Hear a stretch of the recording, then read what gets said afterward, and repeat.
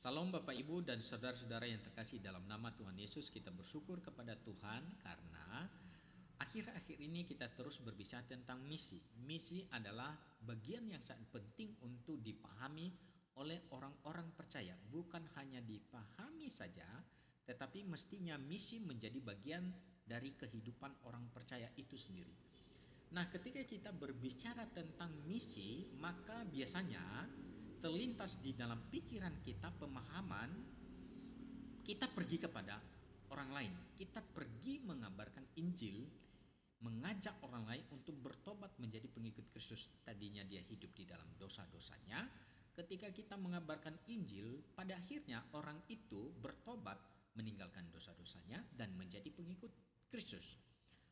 Nah, pemahaman Injil yang demikian mestinya menjadi bagian daripada hidup orang percaya. Tetapi di lain sisi, penting untuk kita memahami bahwa misi memiliki perspektif yang juga lebih luas.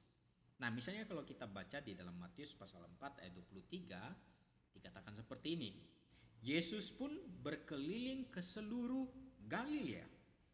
Ia mengajar dalam rumah-rumah ibadat dan memberitakan Injil Kerajaan Allah, serta melenyapkan segala penyakit dan kelemahan di antara bangsa itu. Nah, Yesus berkeliling memberitakan Injil Kerajaan Allah. Pada waktu kita berbicara tentang Injil Kerajaan Allah, itu adalah satu bidang yang sangat luas. Segala sesuatu tercakup di dalam apa yang disebut dengan Injil Kerajaan Allah.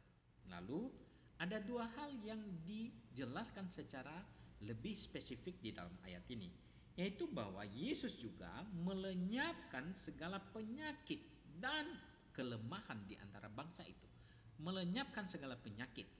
Nah, biasanya kalau zaman sekarang, ketika kita berbicara tentang sakit, penyakit, kesembuhan dan pengobatan, itu urusan medis. Nah, dulu semangatnya sebenarnya ketika orang-orang percaya menghidupi ayat ini, akhirnya ada banyak sekali rumah sakit yang didirikan untuk dapat mengaplikasikan apa yang Yesus lakukan, yaitu bahwa Injil Kerajaan Allah bisa dalam pengertian salah satunya adalah melenyapkan penyakit. Maka kita melakukan apa yang namanya pengobatan. Kita mendirikan rumah sakit. Dan orang-orang Kristen banyak melakukan hal yang demikian. Nah, kalau kita misalnya memperluas pemahaman kita tentang ayat ini, selain daripada melenyapkan segala penyakit dan kelemahan, itu barangkali bisa menyasar kepada bidang kehidupan yang lain. Misalnya dunia ekonomi, dunia bisnis, dunia industri, dunia pertambangan, dunia perbankan, atau apapun. Maka misi orang Kristen mestinya menjangkau seluruh bidang tersebut.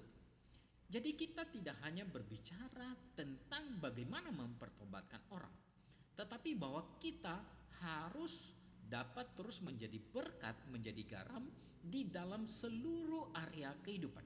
Karena Injil Kerajaan Allah sebenarnya adalah satu bidang yang sangat luas dan itu mencakup seluruh bidang kehidupan ini. Nah, pertanyaan yang sangat penting bagi kita adalah setelah kita bertobat, apa sih yang kita lakukan? Kita sudah bertobat, kita yakin bahwa masa depan kita adalah masa depan yang penuh kepastian, yaitu bahwa keselamatan kita dijamin secara pasti oleh Tuhan dan kita akan masuk surga. Namun sebelum masuk surga, apakah yang kita lakukan sebagai orang-orang percaya? Tentunya kita setelah yakin diselamatkan, kita tidak hanya bersyukur kepada Tuhan. Memang betul, waktu kita berbicara tentang bahwa saya yakin diselamatkan, saya bersyukur oleh karena saya diselamatkan dan saya akan mendapatkan tempat di dalam sorga. Kita wajib mensyukuri hal itu.